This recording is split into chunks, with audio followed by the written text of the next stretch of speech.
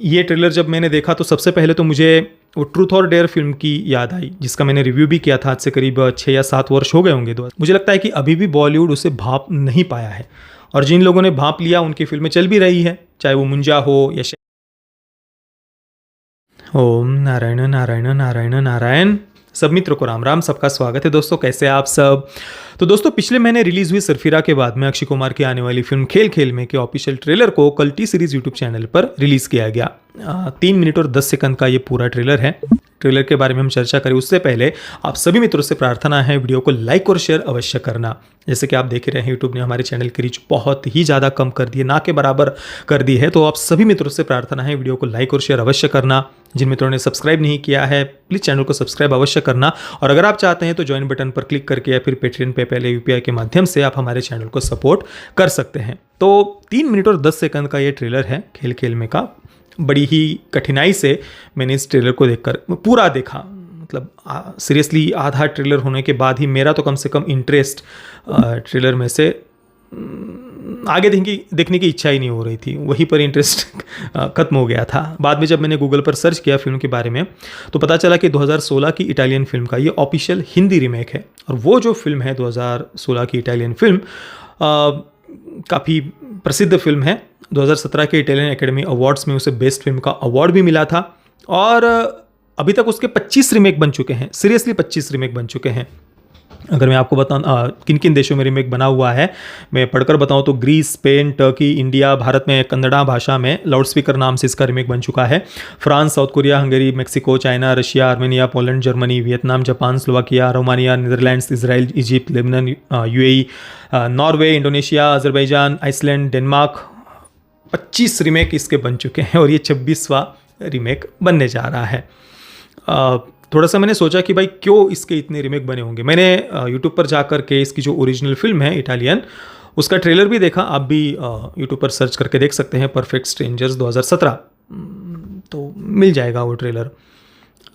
वो ट्रेलर देखने के बाद में सबसे पहली बात तो मुझे यही लगी कि भाई ये कितना रियलिस्टिक लग रहा है।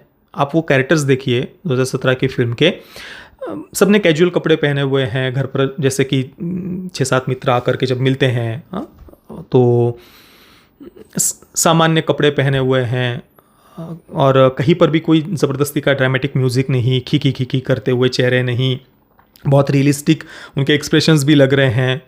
काफ़ी बढ़िया मतलब लगा, वो नेचुरल लग रहा था सब कुछ। खेल खेल में मैं देखे तो ऐसा लग रहा था जैसे कि ये सारे के सारे कैरेक्टर्स कहीं पर किसी फैशन शो में गए हुए हो। मतलब कौन पहनता है भाई ऐसे कपड़े? हो सकता है कि वो किसी की शादी वगैरह में गए होंगे, एक सीन भी हमें देखने को मिलता है।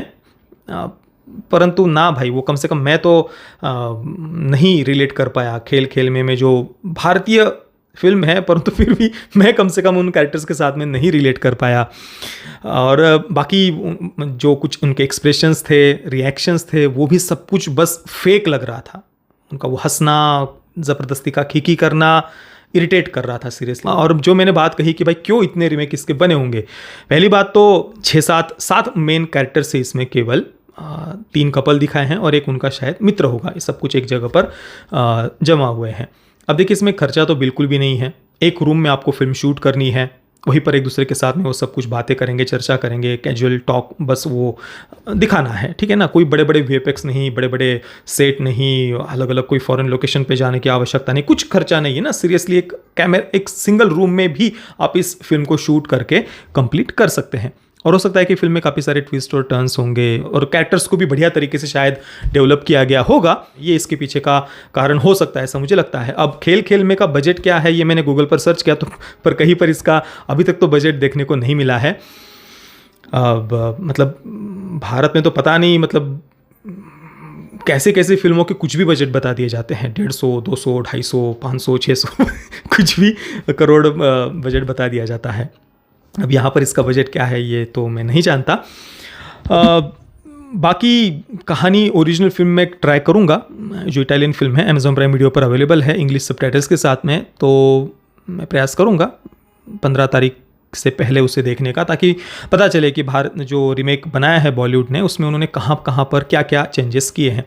बाकी जो सामने आंखों से दिखने वाले चेंजेस है वो तो ट्रेलर से ही हमें पता चल रहे हैं कि ओरिजिनल फिल्म जो काफ़ी रियलिस्टिक लगती है उसे बिल्कुल ही यहाँ पर इन्होंने अलग ही टच दे दिया है। जैसे कि वो सारे कैरेक्टर्स किसी फैशन शो में जा रहे हो, उनके वो रिएक्शंस, हंसना, एक्सप्रेशंस, मुझे कम से कम भाई सब कुछ फेक लगा। कास्टिंग वगैरह की बात करें तो तापसी पन्नू, मतलब पता नहीं, मुझे कम से कम वो कास्टिंग यहाँ पर भी पसंद नहीं है। और ये कोई एक्ट्रेस को पसंद नहीं करता ऐसी बात नहीं है, सीरियसली नहीं भाई, वो एक्सप्रेशंस वगैरह नहीं, मुझे बिल्कुल पसंद नहीं आता। और अक्षय कुमार को तो भाई दूर से ही मैंने राम राम कर लिया है। पिछले वर्ष वो OMG 2 में जो गिरी हुई हरकत जो की है ना, उसके बाद में तो देखने की भी इच्छा नहीं होती, सीरियसली जो भी है।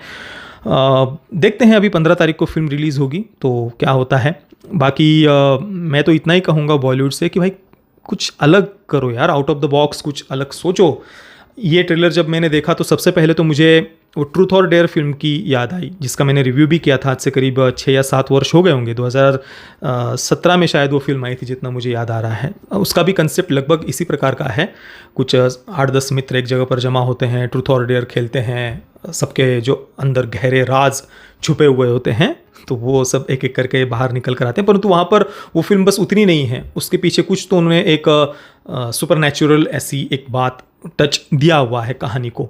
एक एंटिटी है सुपरनैचुरल, वो उनके शरीर में आ जाती है और सामने वाले को जो टास्क दिया जाए वो उसको कैसे भी करके पूरा करना है। वो झूठ नहीं बोल सकता किसी भी कीमत पर। वो अगर उसमें कुछ भी चीटिंग करता है तो फिर वो मर जाएगा। इस प्रकार की कुछ वो थीम थी। आप हमारा ट्रूथ और डेयर का रिव्यू अवश्य देखना। तो एकदम से चेहरा ये स्माइल इतनी बड़ी हो जाएगी, आंखें बड़ी बड़ी हो जाएंगी, तो कुछ अलग लोग देखना चाहते हैं ना। ये हमने हाल ही के समय में भी देखा, जो कुछ बॉलीवुड रेगुलर जो टिपिकल सा बनाते रहते हैं वही जो वो बना रहे हैं, भले ही बड़े बड़े एक्टर्स को लेकर ही क्यों ना बना रहे हो, वो नहीं चल रहा बॉक्स ऑफिस पर, ये सबने देखा हुआ है।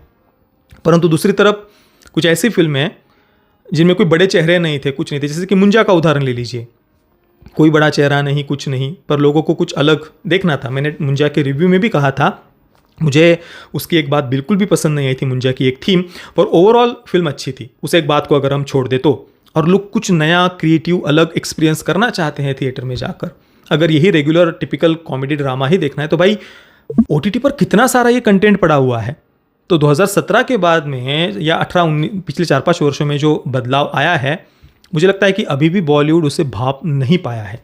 और जिन लोगों ने भांप लिया उनकी फिल्में चल भी रही है, चाहे वो मुंजा हो या शैतान हो, चली ना फिल्में वो, क्योंकि उसमें कुछ अलग है, नया अलग कुछ बड़ी स्क्रीन पर लोग एक्सपीरियंस करना चाहते हैं।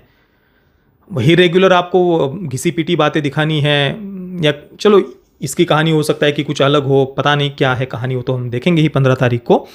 पर मुझे लगता है कि कुछ अलग आउट ऑफ द बॉक्स सोचने की आवश्यकता है, या इसी थीम पर भी आपको बनानी हो, अंदर छुपे हुए गहरे राज, तो उसमें भी ट्रूथ और डेयर जैसा तो कुछ डालो, कुछ सुपरनैचुरल कुछ बात डाल दो, लोगों को कुछ स्लैशर थ्रिलर बना दो उसके आड़ में, कुछ हॉरर टच डाल दो उसमें। उसकी ट्रूथ और डेयर की भी तो थीम यही थी, पर लोग कुछ अलग एक्सपीरियंस करना चाहते हैं ना, तो ऐसा कुछ बनाओ यार। बॉलीवुड पता नहीं कुछ कभी भी अलग सोच ही नहीं सकता, और अलग सोचने की जहाँ बात आती है वहाँ पर इनका कुछ वो प्रोपेगेंडा ही आ जाता है।